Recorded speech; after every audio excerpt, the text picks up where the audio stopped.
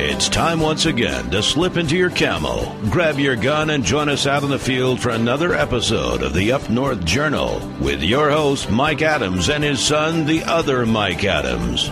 They're locked, loaded, and ready for another exciting episode. So let's step outside and hit the trail. And we're locked and loaded as usual. So here we go with another exciting episode of the Up North Journal. And I'd like to remind everybody that we are part of the Outdoor Radio Network. And don't forget that we are also on myoutdoortv.com now. So go over those websites. You can check us out over there. And for those of you who just joined in here in the last couple of weeks with myoutdoortv.com, we would like to thank you for checking out the show. And we'd also like to remind you that you can subscribe to the show through iTunes, or you can go directly to our website, upnorthjournal.com, and click on the player there. That'll direct you right to the download site where you can subscribe through that. Now, with that being said, let's get into the show this week. Kind of geared up for archery stuff this week. We got a lot of archery things going on. Yeah. And I went out to the range, that new indoor range, over at Compass Outdoors, and shot.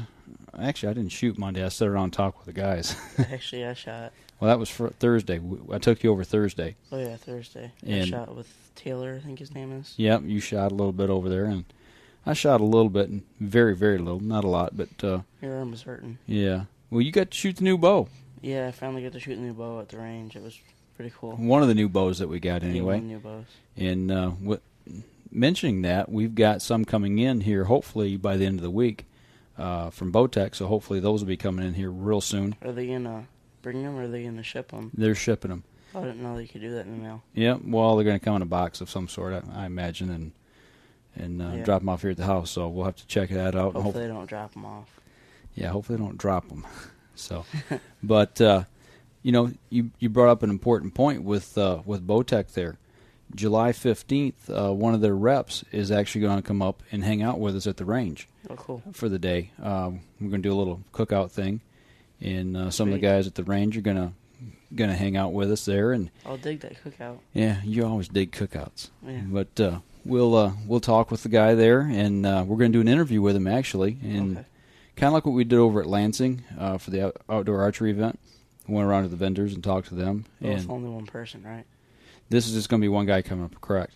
And he's going to talk about the products they got, the different youth bows, and things like that, and describe them so we can get that interview to you, and hopefully shoot a little video along the way and put that up on the television site.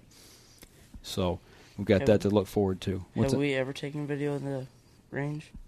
I shot a little bit of video when we did the William Tell shoot, but I just haven't had a chance yet to get it put up on the website like I'd like to. So yeah, we need to do that so everybody can check it out. Matter of fact, when he's up on that Tuesday, I would like to shoot maybe a segment or two of, or record a segment or two of the podcast. That'd be cool. And kind of let everybody in on what's going on at the range and what's, the rep being there, and maybe talk to some of the guys at the range, and, just like a campfire-side chat type thing, but with archery. So that should be pretty cool. I'm looking forward to that. But, we mentioned how we shot things over in Lansing, with a video camera. We did the interviews at that big archery event. Well, this week we have got the first installment of many interviews.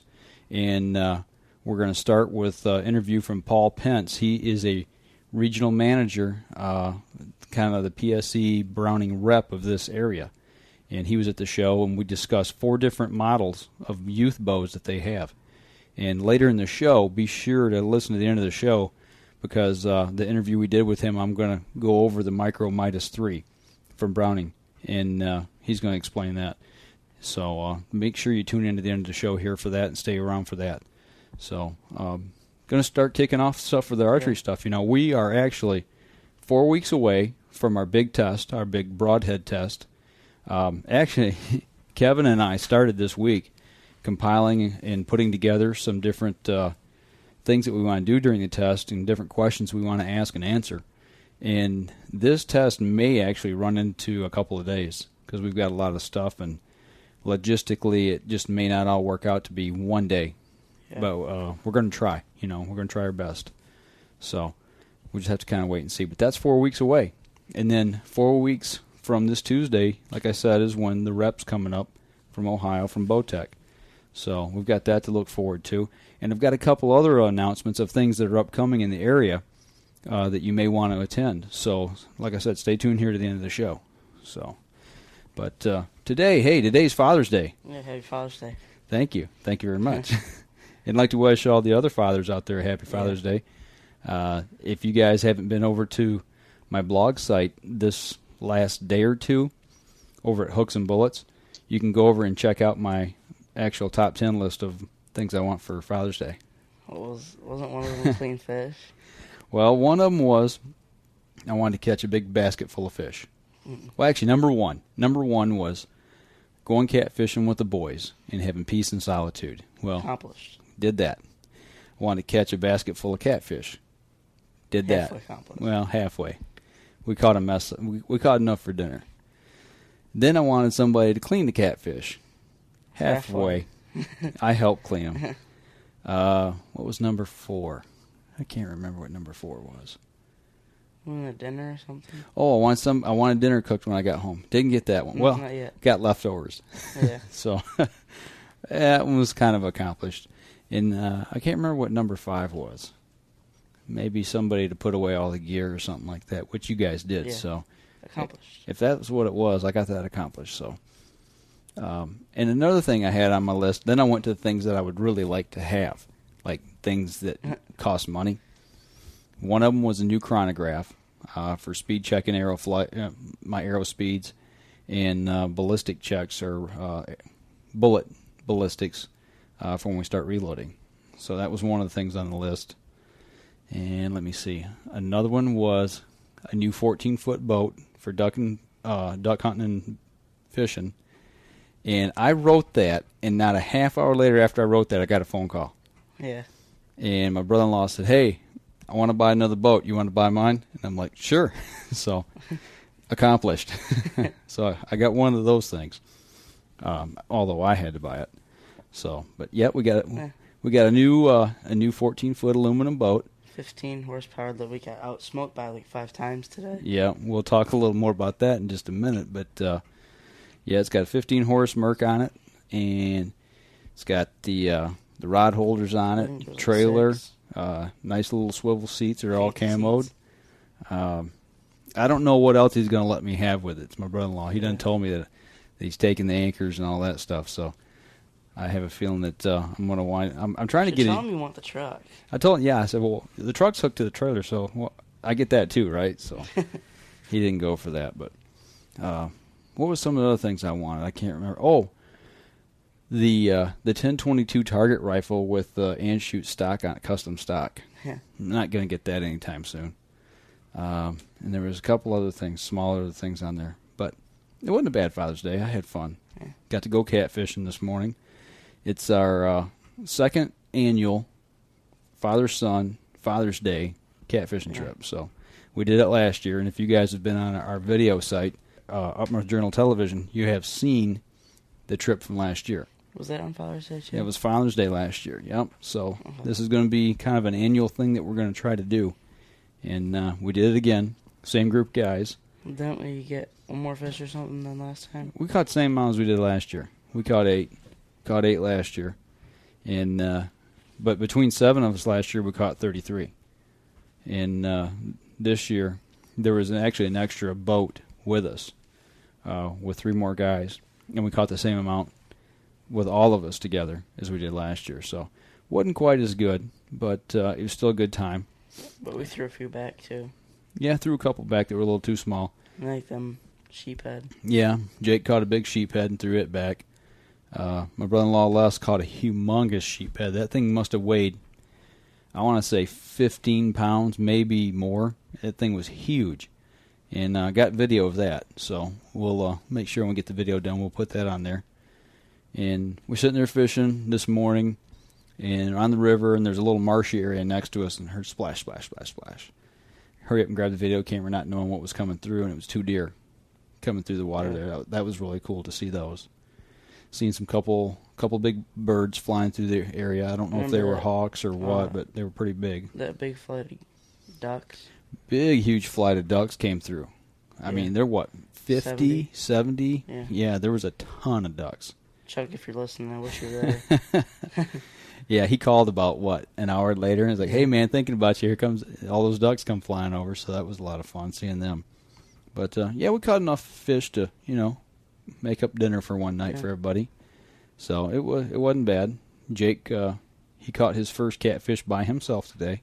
Yeah. Actually had his line out and hooked it and reeled it in all by himself. And you caught your first catfish. Yeah, I actually caught, what? You caught two or three of them, yeah. Yeah. Because last time all I caught was a little tiny sheephead, like the size of a panfish. Yeah, you got skunked last time on the catfish, so. All I got was sunburnt. So that was the first for you today. That was good. Good time. And trying to think of what else all went on out there. I mean, just reeling in the fish, having a good time, and had a little problem with the boat while we were out there. One of the rivets popped.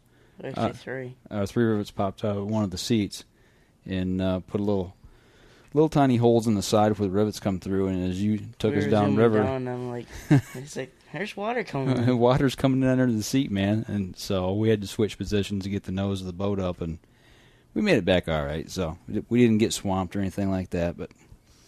And then we coming home, as soon as we pulled out of the parking area from the boat launch, we saw that big old Tom turkey out in the middle of that field. Oh, yeah. That was kind of cool. Shoot, wait. About a month late, though. What are you digging for?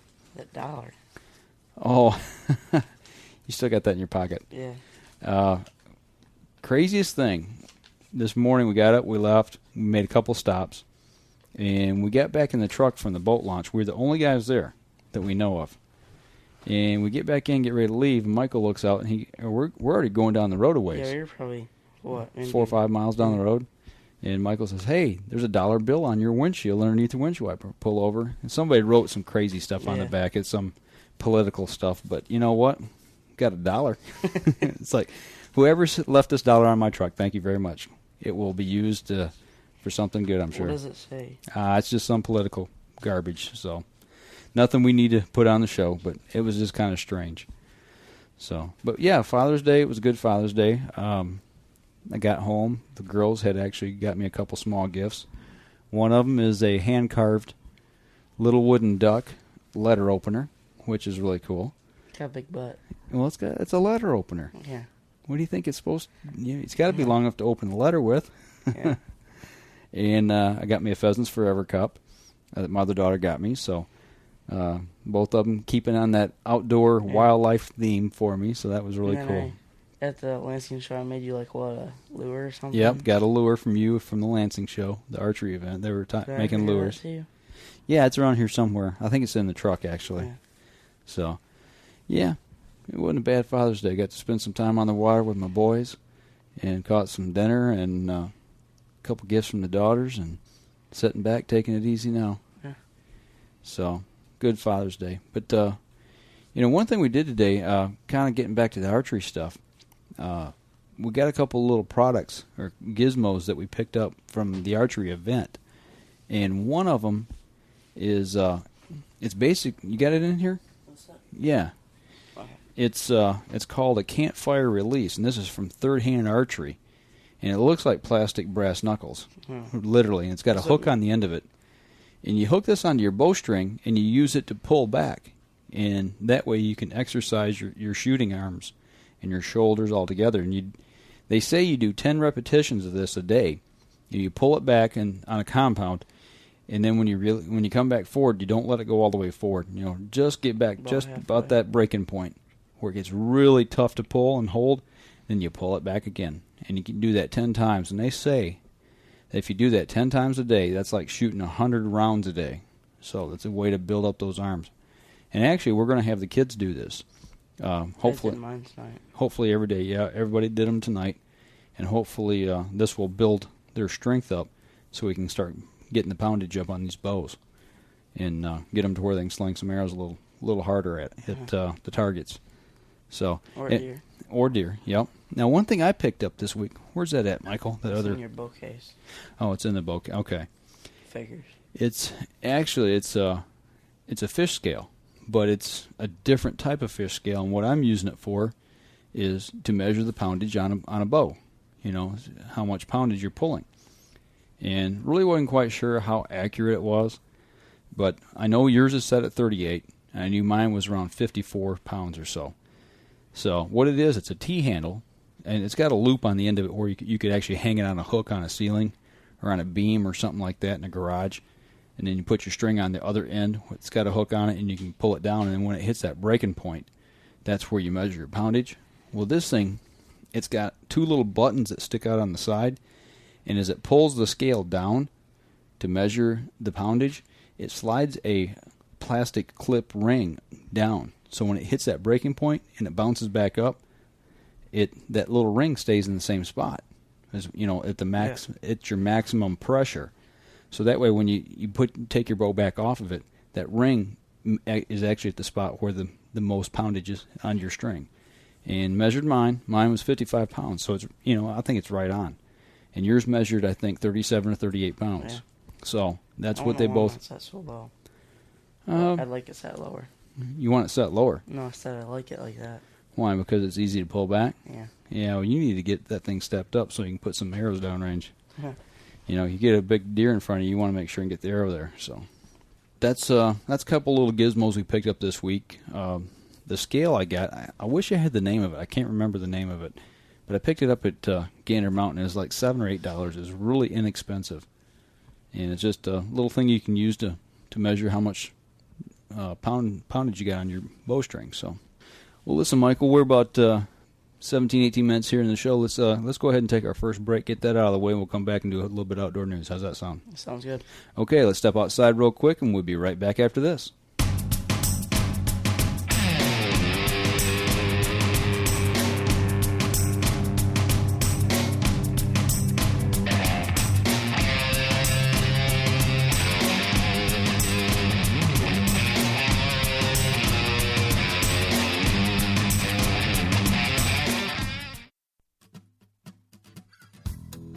If you're looking for the best in outdoor hunting and fishing podcasts, look no further than the Outdoor Radio Network. Each week we have dozens of podcasts devoted to outdoor sports, with shows like On the Water with Bob Murray, Bass Champ Journal, Surf and Shore Fishing, just to name a few. Check out all outdoor podcasts on the OutdoorRadioNetwork.com.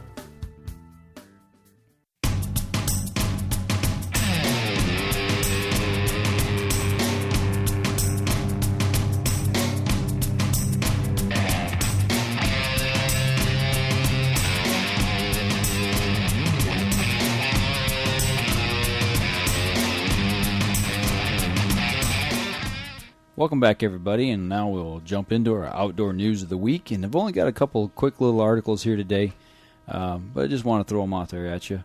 And the first one is actually off of the NRA website, and is talking about the concealed carry law that they're trying to get passed for the national parks across the United States.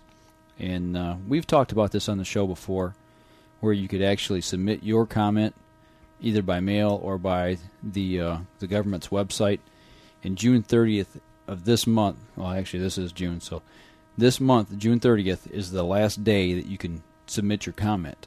And the reason I bring this up is right now, the Humane Society of the United States, which we all know is one of our least favorite people or groups or what have you, is circulating a letter right now amongst the internet people here, and they're sending these emails out basically trying to stop this legislation from passing.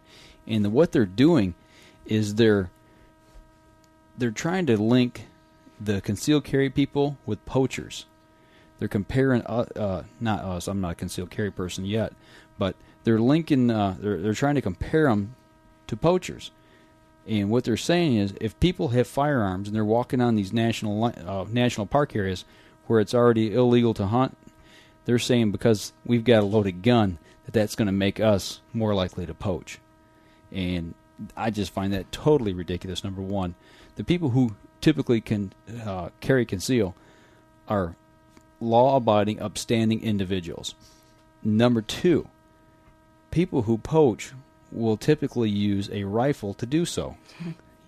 They're not going to take a pistol out into the woods to poach. I don't understand that. Usually if people poach, they poach from long distance. Exactly. It's not like they're going to pull out like a 38 and snipe a deer at 100 yards. Exactly.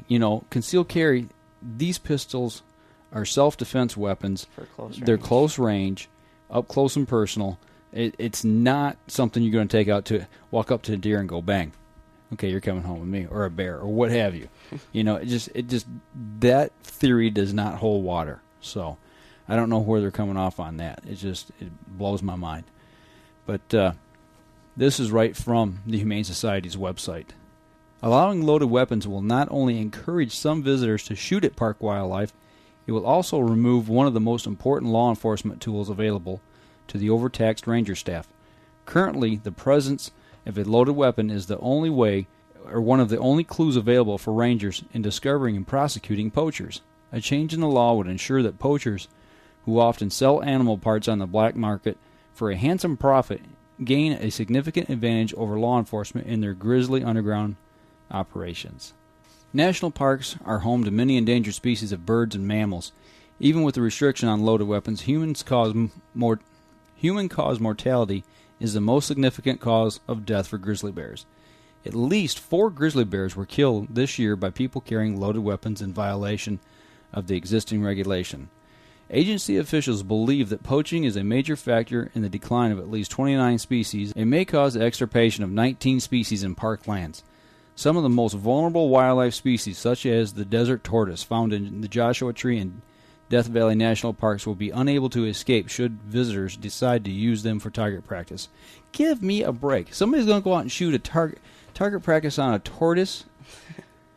Yeah, I got a pistol on me, and I'm carrying because I want to protect myself. From a turtle. Or I'm going to target practice on a turtle. Give me a break. And they say 4 grizzly bears were killed. How long did they say in the last year? Yeah, I like killed what this year. They were killed with. They weren't killed with pistols. Give me a break. Their whole mindset and mentality is just ludicrous.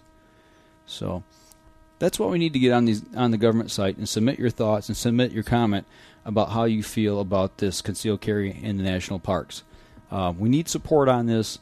So you guys get out there, check onto that website, get in there, and if you haven't already done so, go back to, I can't remember what episode it was. I need to put a link up on the website on this. That way you guys can go and check it out. And we've only got about 2 weeks left to do this before they're going to rule on it. So, like I said, just get over there and give us your support on it. Now, another law that's passed here recently, and we've talked a lot about it on the show, is out in California, is the lead ammunition ban. And they've really stepped this up. They've took it to a different level. And they're really hammering the hunters out there in California. And right now, this is off of the FresnoBee.com website. And what they're asking, or what they're telling here, is the new law. There's lots of questions around this law. People are concerned about what constitutes lead ammunition, what's legal, what game is legal to be shot with lead ammunition. And believe it or not, rabbits and small game mammals, like squirrels and things like that, you can still hunt with lead ammunition. And I don't understand why they would allow you to hunt small game but not big game. And I guess what they're saying is the carcasses of those animals are not left out in the woods for the condors to eat. So there's some confusion on that. There's also confusion on what actually constitutes lead ammunition. And they're saying that the bullets must contain less than 1% lead by weight, and that copper is the most common substitute right now. But if you live in California, you have any questions on this, you need to go over to the Department of Game and Fish in California's website, and that's www.dfg.ca.gov. And they've got all the rules and regulations concerning this right now over on their website. So if you have any concerns about it, matter of fact, if you live in another state and you're worried about this law coming to your state and how it's affecting these guys, go over to that website and check it out. Because, like I've said before, we see a lot of these laws passed out there, and all of a sudden they start trickling across the United States. And we've seen that happen here before. So If you'd like to, go over and check that out. You know, one thing I don't get is how they say the carcasses won't be out for condors and stuff, but neither are deer, or neither are elk and stuff. What do you mean? Like, people that hunt them, they're not going to leave their bodies out there. Well, I understand that, but I think what they're getting at is the actual, like a gut pile. Oh. You know, and a lot of times people will, like especially elk, if it's up in the high country, they'll pack it out and leave part of it there. So, I mean, I don't agree with that whole I'm not trying to bring up that stuff again. Yeah, it's just, I don't know, it's just another way to try to limit what we can and can't do, you know, as far as a gun owner or as far as a hunter, you know. Yeah.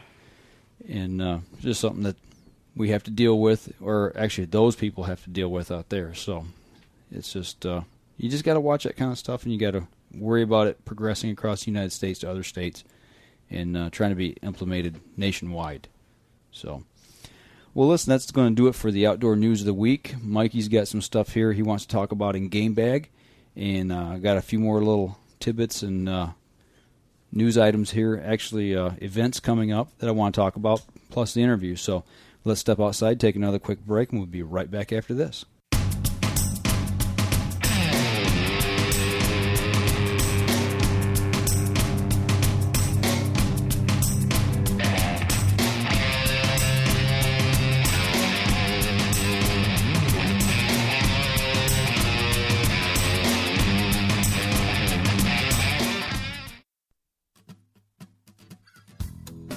If you're looking for the best in outdoor hunting and fishing podcasts, look no further than the Outdoor Radio Network.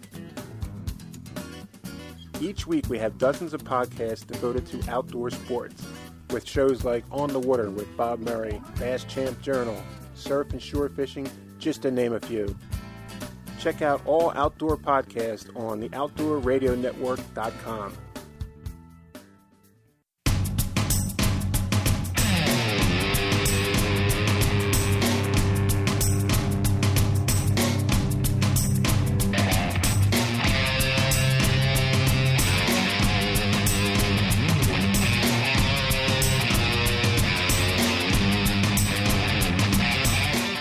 Welcome back. You know, the best part of the show, Mikey's Game Bag.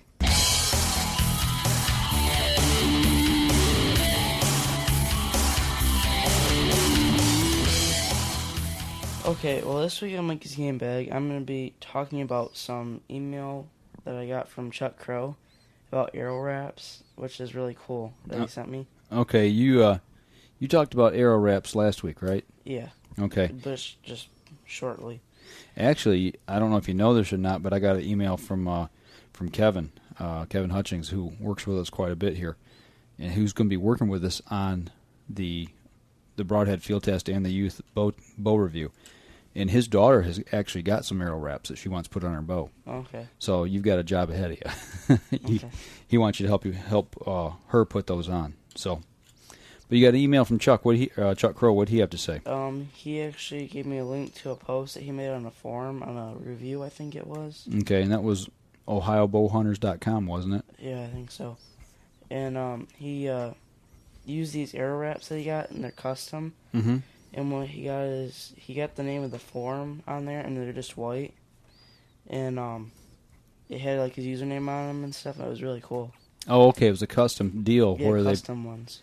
So he had them custom made that had his stuff on. on. And then you put the fletchings on over them. Okay. What are you thinking about having done with them? I thought Up North Journal would be kind of cool. Yeah. Yeah, that would be cool. A couple little arrow wraps with UpNorthJournal.com on it or something like that, and send the Up North Journal downrange. That'd be kind of cool. Yeah. What was the cost on? Do you know? Did he tell you? Actually, he never really told me, I don't think. But, seems like, I think I got that same email, or I one think. similar to it.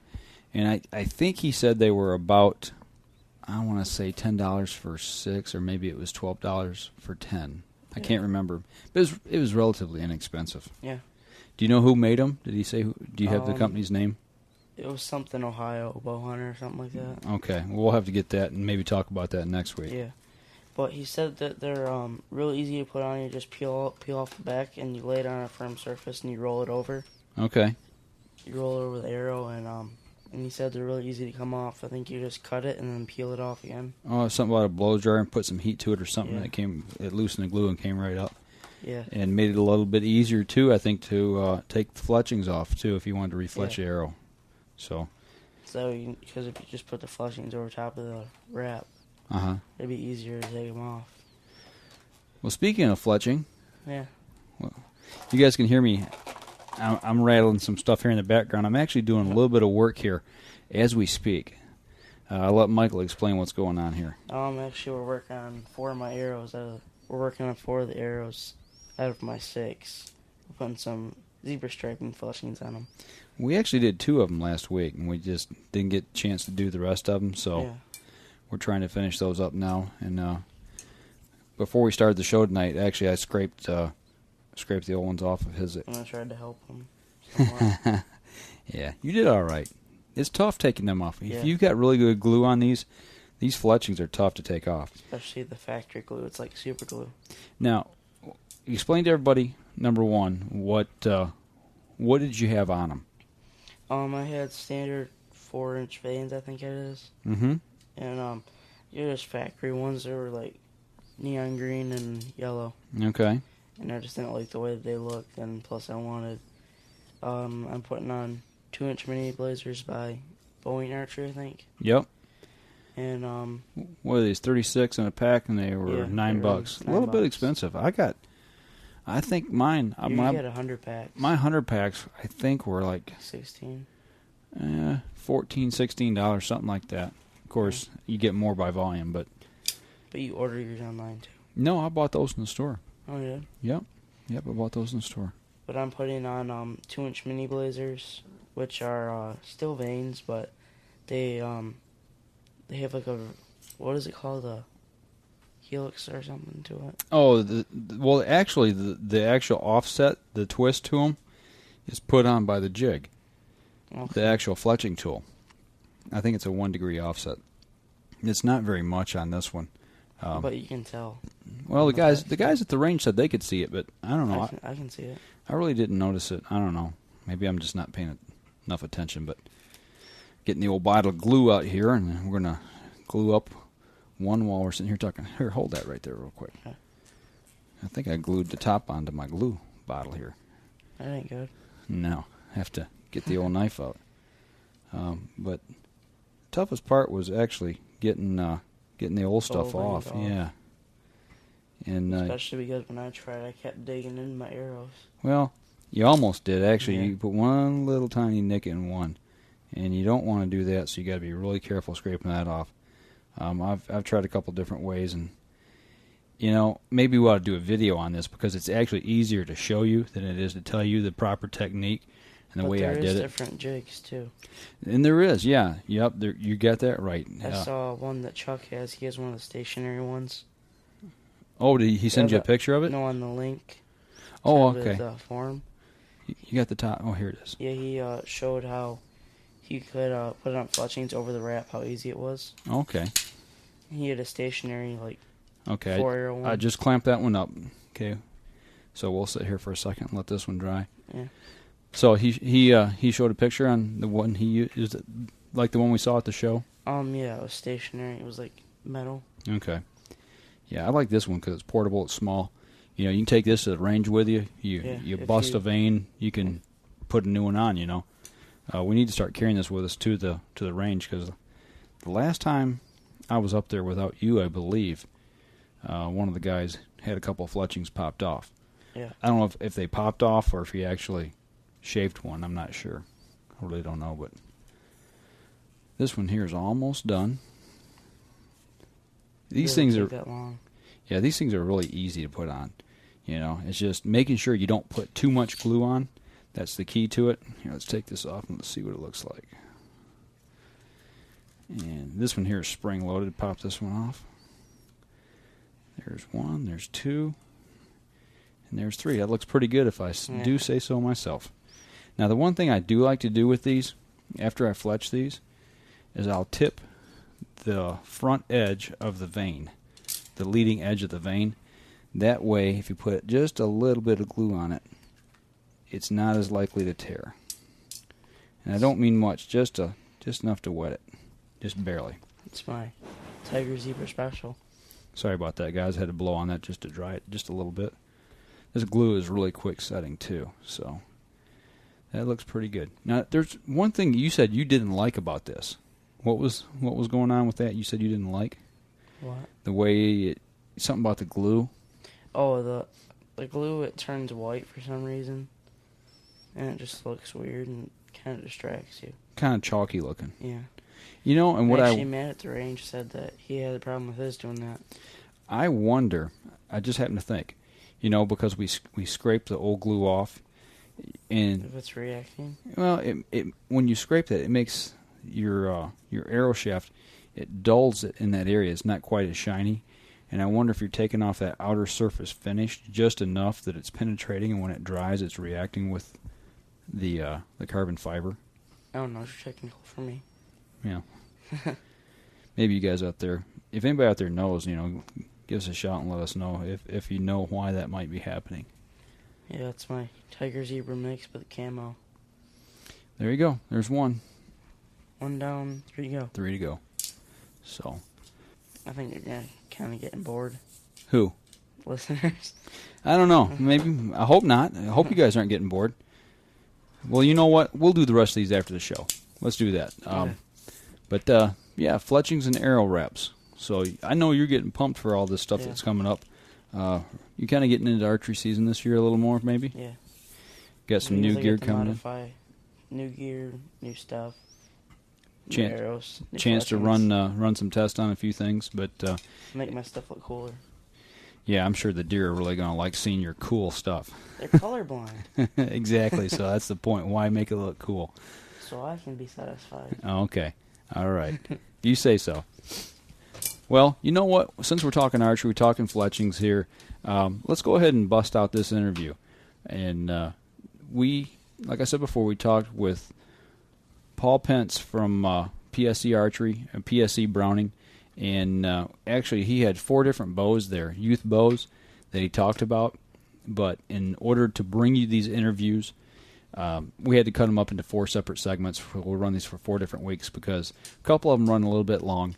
And if we put them all together, it'd be real. I mean, we could do a whole show on the interviews there. So there might be a couple little things that might get lost in translation as far as because we did shoot this on video, and he might be talking about something you might not be able to see.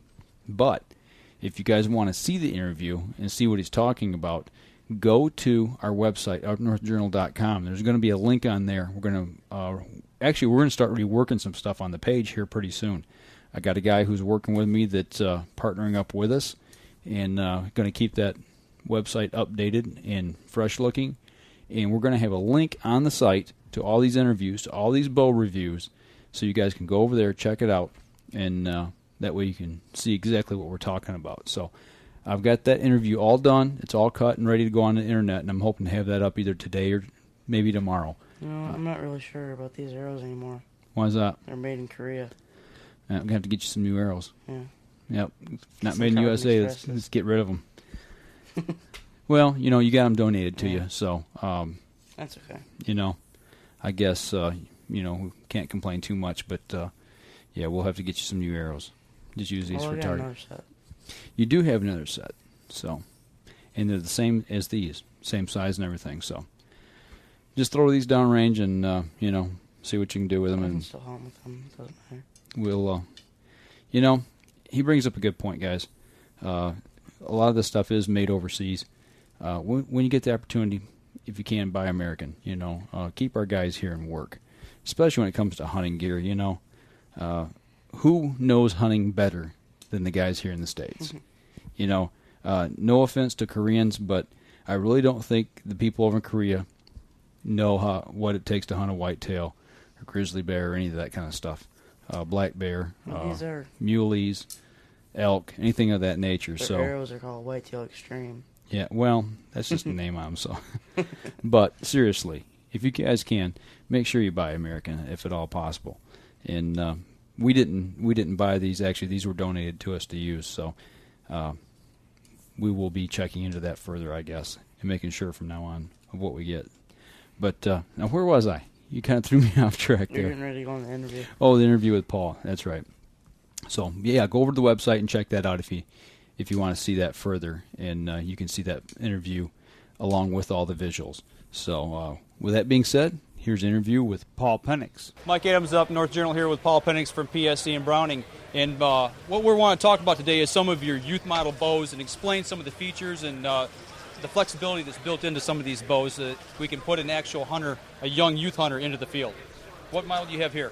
Mike, I've got the Midas 3. This is our entry-level youth package bow. Comes in a 30-pound peak weight and a 40-pound peak weight. The significance of that is it has about 15 pounds lower than those peak weights. So a smaller child that's wanting to get started, even before they're allowed in the field to hunt, before they're 10 years old, they can start with this bow, get acclimated to it, and the bow will grow with them. It's got about 11 inches of draw length adjustment. And the cool thing is for a parent, when they're looking at getting their child a bow, they start with a lighter pound.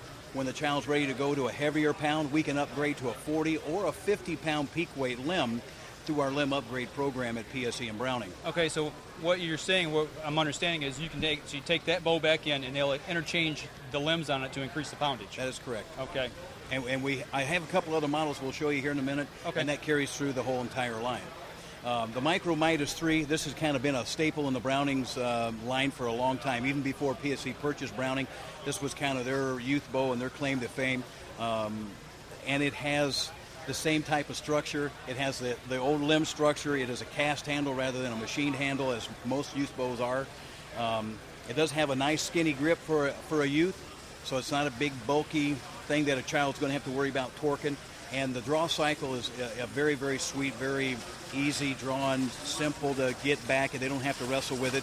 And some dealers have been real creative at even finding a way to change the cable tune to make the bows even lighter poundage yet and fit younger children. I've seen 6-year-old kids on the 3D range carrying their Midas and shooting and having fun and actually have an arrow stick in a target. So the package as you see it right now with a whisker biscuit, the sight and rest, runs about $279 retail. If they want just the bow, it's $199. So for the benefits of having all the pieces on here, a parent doesn't have to shop around. They're adequate. They're not, it's not a $189 sight with all the micro adjustability and the super fiber optics, but for what a child is going to experience, this is very adequate to take to the field and even in low light conditions be able to see, to shoot, and take game with. Okay. And you're talking about the interchangeable limbs. What can somebody expect to pay to get the limbs interchanged? A $60 charge. Okay, you just mail or package up the bow, send it back into the company, and then they ship it back to you. Yeah, you can do that, or you can take it to the selling dealer, and the authorized dealer, will be able to call it, get limbs, and the dealer's charge for him, and he just passes that cost on to the consumer. And usually the dealer will switch those out as a service to the customer. Okay, great. Only thing that the customer is ever going to pay to replace out of their own pocket on this bow, I might add, is the string and cables. Much like changing the oil in somebody's car. This is a wear and tear item. Somebody gets careless, nicks it with a broadhead, something like that. We're not responsible for that. But everything else on the bow does carry a lifetime warranty. Now, if they interchange the limbs with this, would you recommend a string upgrade for this at that time? Usually, because that tells me that the child's had the bow for quite a while, and it's time. Okay, now what about the cams? Cams all remain the same. Engineering has set it up so that the cam remains the same. And the way that the draw length, see if your cameraman can get this, the draw length is changed right here.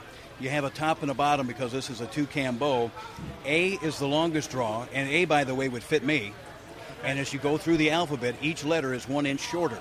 So as long as you adjust this one and that one, the top one, the identical same, the bow is effectively changed, the draw length, and you can do this on your kitchen table. Okay, so there's no presses or anything of that nature that you need to have? Exactly correct. No special tools. An Allen wrench, I think it's a 9/64 Allen wrench, and you're in business.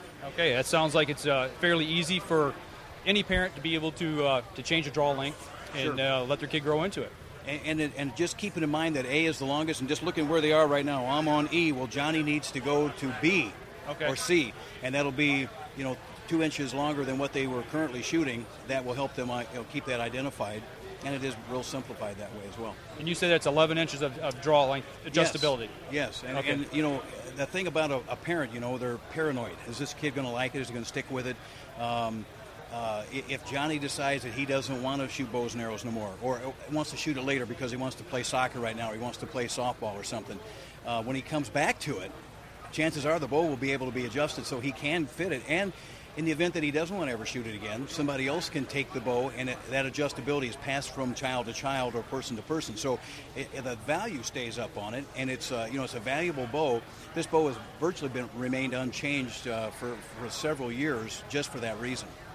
Well, I know I see a lot of them, a lot of used bows, and that's the number one bow that I see being sold, just because, like you said, they either outgrow it eventually, or maybe they don't like them anymore, but they retain their value. Yeah, absolutely. Absolutely.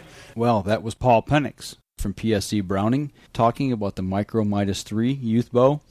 That bow, like a lot of the others that we've seen out there at the show, very, very versatile, very flexible as far as being able to grow into it, being able to change the draw lengths with ease, change the poundage. Is it kind of like the Grow With Me system or something? Yeah, they got the limbs, the interchangeable limbs on it, where you can actually send them back in or take it to your Browning PSC dealer, and at $60 you can change and get the next set of limbs for the next size up.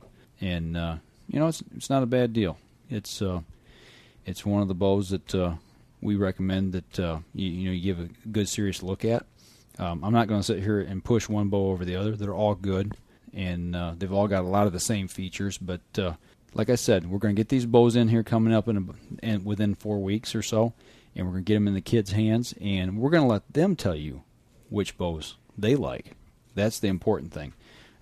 We as adults, a lot of times, we get in the way of what we think the kids need, and if you listen, like I said, you listen to that interview there, Paul can kind of go through a couple of those things, and in the next coming 3 weeks, we're going to preview his other 3 bows that he talked about, and he goes into further detail about how sometimes we as parents will pick out the wrong bow for whatever reason.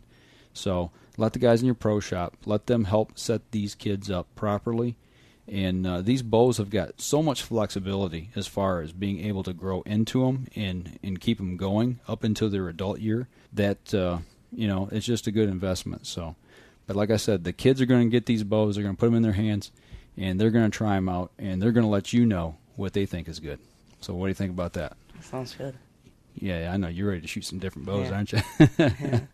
So, I don't know. I like the one that I'm shooting right now. Yeah, but we got to get something different in your hands. That's what this is all about. We got to get some different bows in your hands so you can make an informed decision of what you like, what you don't like, and how they fit, how the feel is, and how adjustable they are, and all that kind of stuff. So, but not trying to butt in, but this glue is already starting to turn white, and it smells funny. Yeah, I know. That's what the guys at the range were saying the other day. The glue changes the shaft just a little bit, it turns it white looking. So, but so make sure tune in next week. We are going to go over another one of Browning PSC's bows, and actually it's going to be a 3-week period.